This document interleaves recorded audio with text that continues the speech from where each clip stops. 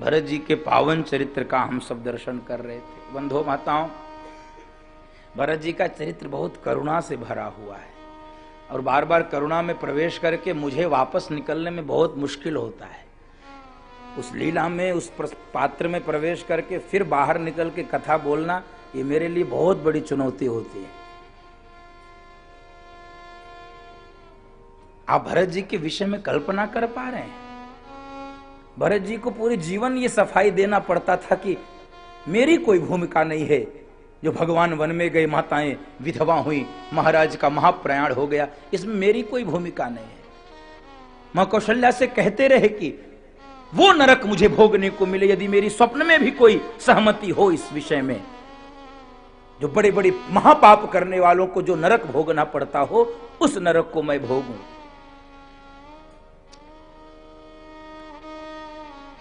भगवान को मनाने के लिए चित्रकूट, भरत जी की यात्रा प्रारंभ हुई। भरत जी इतने भावना में है कि सब रथ पे बैठे हैं, ये पैदल चलने लगे। मां कौशल्या ने देखा भरत पैदल चल रहा है, आंखों से आंसू निकल रहे। मां ने सारथी से कहा, रथ मेरा भरत के बगल में ले चलो। भरत के बगल में मां का रथ पहुंच गया। भरत, मैं समझ रही हूं तुमको रथ में बैठने में कठिनाई होगी, हम तुम्हारी भावना को भी समझते हैं, लेकिन तुम पैदल चलोगे तो अयोध्या के भी सारे लोग पैदल चलेंगे। सब टूट चुके हैं, राम के विरह में सब थक चुके हैं। तुम भी रथ पे बैठो। भरत जी मां के चरणों में गिर गए। मां, भावना की पराकाष्ठा का दर्शन करो। जिस मार्ग से मेरा भाई पैदल गया है और जिसके कारण मेरा भाई, मेरा राम जैसा भाई जिस मार्ग पे पैदल गया है, जिस कंटकाकीर्ण मार्ग पर पैदल गया है, उस मार्ग पे मैं सेवक हो के रथ पे बैठ के जाऊं? मां, इससे तो अच्छा है मैं मृत्यु को स्वीकार कर लूं। मेरा भाई इतना कष्ट उठा रहा है, मैं तो दास हूं, मैं तो सेवक हूं, मुझे तो कई करोड़ गुना कष्ट उठाना चाहिए। मां आंसू पोंछी भरत जी के। भरत, मैं तुम्हारी भावना को समझती हूं, लेकिन ये अयोध्या के लोगों के बारे में विचार करो। ये तुम जब तक रथ पे बैठोगे नहीं, ये कोई नहीं बैठेगा। ये सब तुम्हारे साथ पैदल चलेंगे। ये राम के वियोगी हैं, ये राम के प्रेमी हैं, ये राम के विरही लोग हैं। इसलिए बंधुओं माताओं, आपने ऐसे विरही लोगों की आंखों को देखा होगा, वो हमेशा गीली रहती है, वो कभी सूखती नहीं है। ब्रज के साधुओं को देखो, अयोध्या के साधुओं को देखो, इनकी आंखें, भजनानंदी साधुओं का ये लक्षण है, आंखें गीली रहती हैं। ये ब्रज के सरोवर खारे क्यों हो गए? किसी ने सूरदास जी से पूछा। सूरदास जी ने कहा, ये यमुना के जल से खारे नहीं हुए हैं, ये ब्रज के सरोवर श्याम सुंदर के विरह में विरही भक्तों के आंखों के आंसू के जल हैं। आंसू खारा होता है, इसलिए वे खारे हो गए। सूरदास जी ने लिखा है, निशिदिन बरसत नयन हमारे, सदा रहत पावस ऋतु हम पर, जब से श्याम सिधारे, निशिदिन बरसत नयन हमारे। यात्रा बड़ी है। निषाद राज से मिलन हुआ है। निषाद राज की बहुत सारी शंकाएं थीं। भरत जी का चरित्र, इसीलिए मैंने कहा चंदन जैसा चरित्र है। चंदन के स्पर्श मात्र से, स्पर्श भी दूर की बात है, चंदन के संपर्क मात्र से आप भी शीतल हो जाते हैं, आप भी सुगंधित हो जाते हैं। भरत जी का चरित्र चंदन के समान है, जो संपर्क में आएगा वो शीतल भी होगा, वो सुगंधित भी होगा। इसलिए सारी शंकाएं निर्मूल हो गईं। निषाद राज को गले से भरत जी ने लगा लिया। जब गुरुजी ने कहा कि भरत, ये तेरे भैया राम का मित्र है, राम इसको मित्र मानते हैं, तो मेरे भैया का मित्र तो मेरा भी भाई हुआ। और भरत जी इतने विह्वल हो गए। निषाद राज से कहे, भैया ये बताओ मेरे प्रभु रात में कहां रुके थे? हाथ पकड़ के भरत जी का निषाद राज लेकर गया उसी सिंसपा वृक्ष के नीचे जहां पर प्रभु रुके थे। उस स्थान को निषाद राज ने मंदिर जैसा बना दिया था। जिस स्थान पर भगवान रुके, जिस वृक्ष के नीचे रुके, निषाद राज के लिए वही मंदिर हो गया जन्म जन्मांतर के लिए। और उसी भूमि पर इतना लोटे हैं, इतना लोटे हैं, इतना लोटे हैं। जानकी जी के वस्त्र से कुछ कण गिर गए थे, उन्हीं कणों को लेकर भरत जी बहुत रोए हैं, बहुत रोए हैं। मेरी माँ को, मेरे भैया को इस भूमि पर शयन करना पड़ा इस भरत के कारण। जिसने भी देखा भरत जी की इस भावना को, सबके नेत्र सजल हो गए, तरल हो गए, आंसुओं में सब डूब गए। ऐसा भी कोई प्रेमी हो सकता है। और भरत जी यहां से आगे चल रहे हैं, यही कह रहे हैं, प्रभु अब मेरे अंदर तो वो शक्ति नहीं है, मैं तो थक चुका हूं, अब आप ही संभालो। मेरे जर्जर हैं पांव, संभालो प्रभु, मेरे जर्जर हैं पांव, संभालो प्रभु, अपने चरणों की छाँव में बिठा लो प्रभु, अपने चरणों की छाँव में बिठा लो प्रभु, मेरे जर्जर हैं पाँव।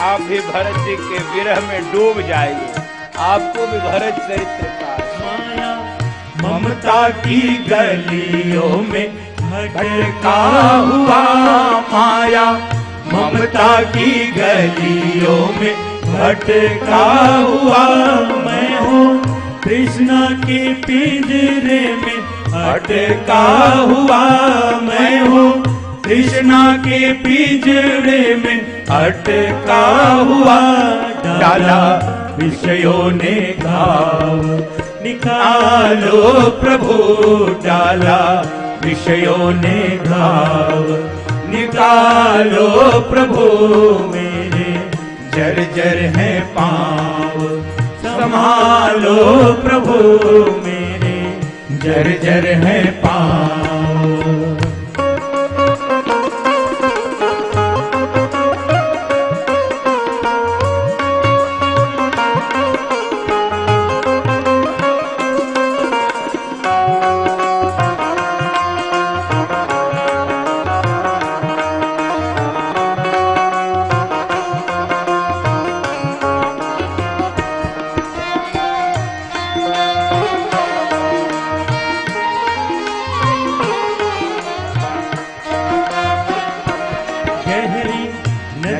की लहरें दीवानी हुई, गहरी नदियाँ की लहरें दीवानी हुई, टूटे चप्पू पतवार पुरानी हुई, टूटे चप्पू पतवार पुरानी हुई, अब ये डूबेगी नाव, बचा लो प्रभु, अब ये डूबेगी नाव, बचा लो प्रभु, मेरे जर्जर है पाँव, संभालो प्रभु, मेरे जर्जर है पाँव, संभालो प्रभु, अपने चरणों की छाँव में बिठा लो प्रभु, अपने चरणों की छाँव में बिठा लो प्रभु, मेरे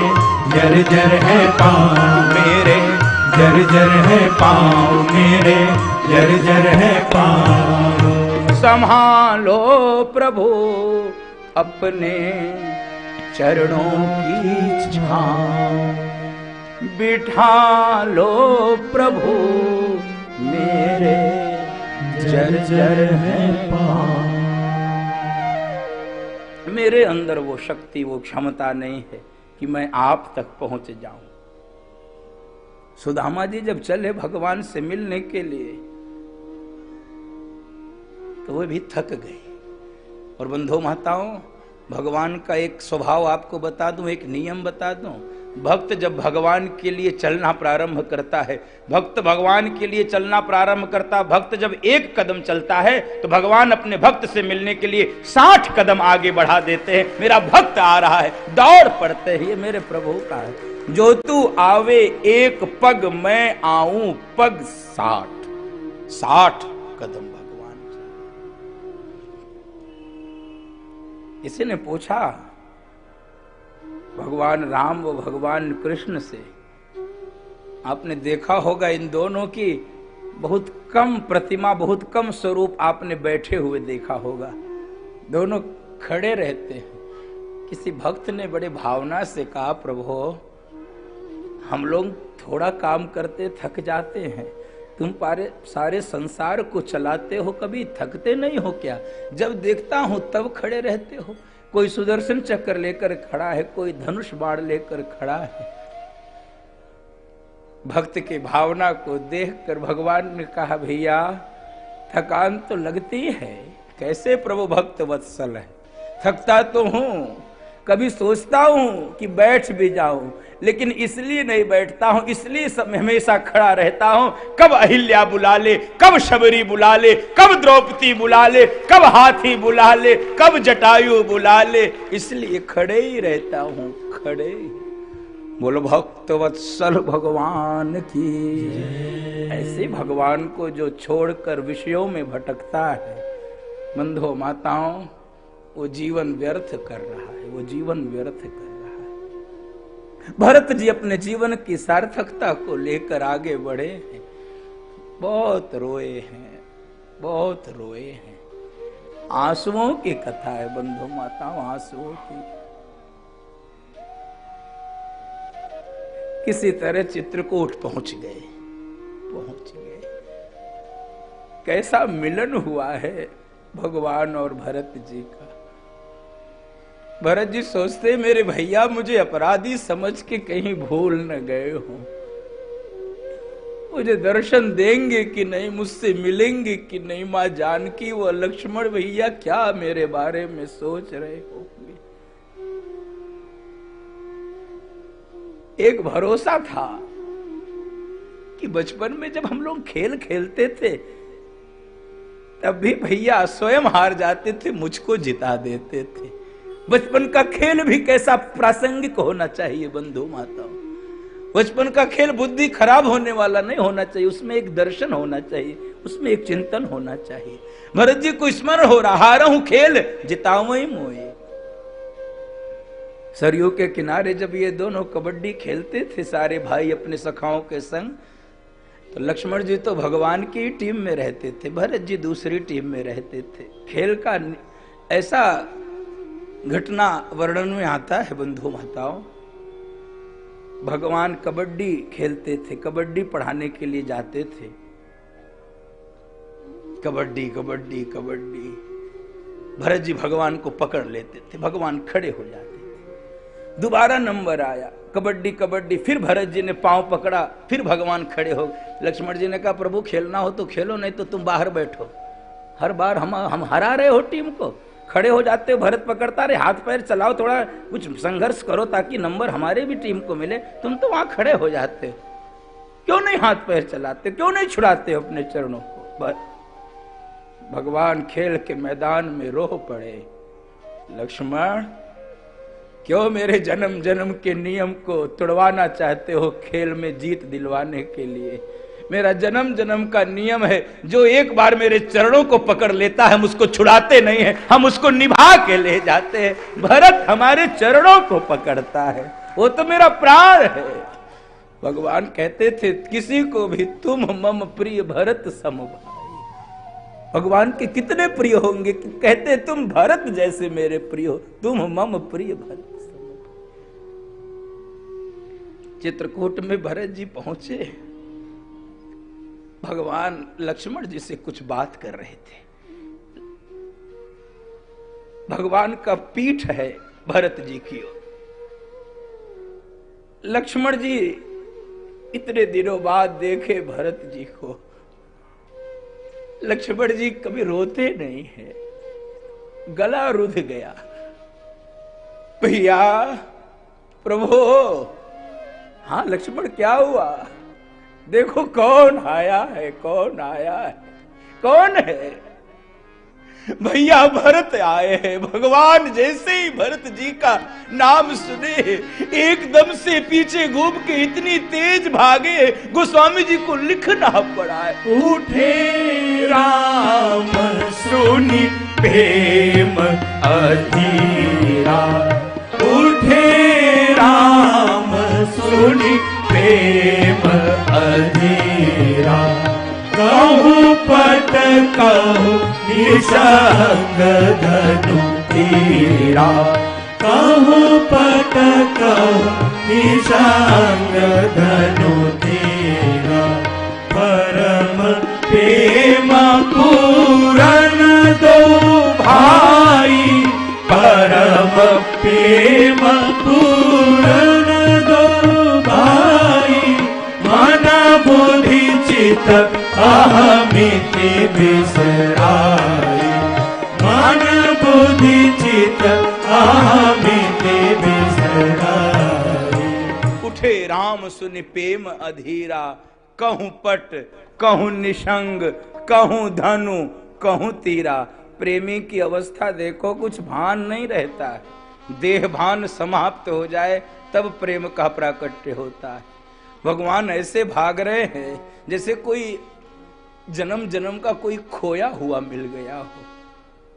कहीं पर उपवस्त्र गिर रहा है, कहीं पर तरकश गिर रहा है, कहीं पर बाण गिर रहा है, कहीं पर धनुष गिर रहा है, भाग रहे हैं। परम प्रेम पूरन दो भाई, दोनों एक दूसरे को देखे नेत्रों से आंसू, वाणी मौन, हृदय से लग गए। मन बुद्धि चित्त अहमिति बिसराई। दो प्रेमी के मिलन के ये 4 लक्षण हैं। 4 चीजें जब समाप्त हो जाती हैं तब दो प्रेमी के मिलन को मिलन कहते हैं। मन समाप्त हो जाता है, बुद्धि समाप्त हो जाती है, चित्त समाप्त हो जाता है, अहंकार समाप्त हो जाता है, यानी एकाकार हो जाते हैं। जब दो प्रेमी एकाकार हो जाते हैं तब उस मिलन को भगवान और भरत जी का मिलन कहते हैं। बंधुओं माताओं, त्रेता में मिलन हुआ था। कभी रामलीला में भी आप देखोगे इस मिलन को नेत्र सजल हो जाते हैं। हजारों बार आपने भरत जी और भगवान के मिलन को कथाओं में सुना होगा। मेरे लिए तो सुनाना ही मुश्किल पड़ता है।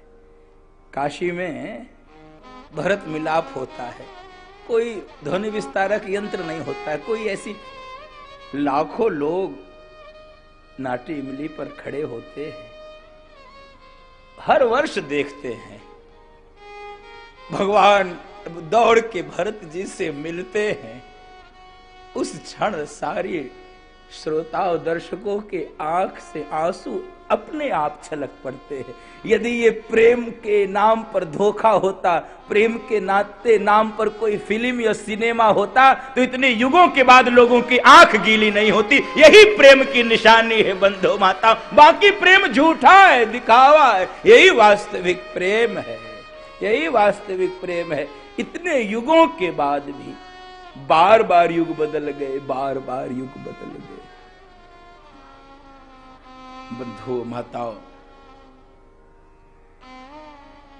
ऐसा अद्भुत मिलन हुआ है, अद्भुत मिलन हुआ है। भगवान क्रम से जाके सबसे मिले हैं, सबसे मिले। भगवान का चरित्र दर्शन करा दूं थोड़ा सा यहाँ। भगवान को सबसे पहले कौशल्या माँ से मिलना चाहिए था। धन्य मेरे प्रभु, धन्य है, धन्य। भगवान सबसे पहले जाके कैकेयी माँ के चरणों में गिर गए। माँ को तो लगा अरे ये मुझ पापिन को क्यों, राम तेरे कारण सब हुआ। भगवान ने मुंह दबा दिया। माँ अरे तू अपने को क्यों अपराधीन समझती है? तूने तो जो उपकार किया है मेरे ऊपर, आज तक दुनिया की किसी माँ ने ऐसा उपकार अपने बेटे पर नहीं किया है। तुमने राम को राम बनाने के लिए भेज दिया। सर्वाधिक कथा यदि गाई जा सकती है तो वनवासी राम की गाई जा सकती है। बंधु माताओं, भगवान राम के विभिन्न आयु के आधार पर चरण स्थापित किए। शिशु राम, बाल राम, युवा राम, सीता राम, राजा राम, भगवान राम, भक्त वत्सल राम, प्रजावत्सल राम।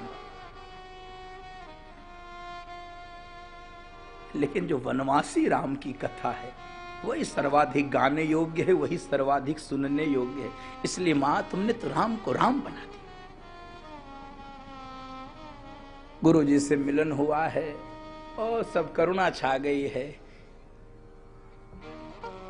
जानकी जी को मां सुनैना ने देखा है, कोई मां होगी रो पड़ेगी। फूलों की तरह पाला था ये वनवासिन का वेश, रो पड़ी है। लेकिन एक तरफ प्रसन्नता यही है, धन्य हो गया मेरा कुल, निमि कुल धन्य हो गया जानकी। तुमने आज भगवान के साथ आके दुनिया की नारियों को पतिव्रता धर्म का उपदेश तुमने दे दिया है। आज निमि कुल धन्य हो गया, निमि कुल धन्य हो गया। बहुत चित्रकूट में करुणा छा गई, एक एक पत्ते रोने लगे चित्रकूट के। लंबा चौड़ा भाषण हुआ है।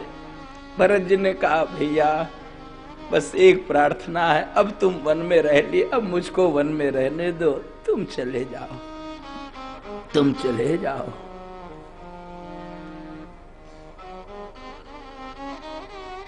तुम चले जाओ। भगवान ने कहा, भरत मैं तेरी भावना से भली भांत परिचित हूं भैया, रघुकुल को कलंकित मत कर। तेरे पिता की इच्छा, मेरी भी इच्छा थी भरत अयोध्या का राजा बने, जाके राज संभाल गुरुदेव के साथ, माताओं की सेवा कर।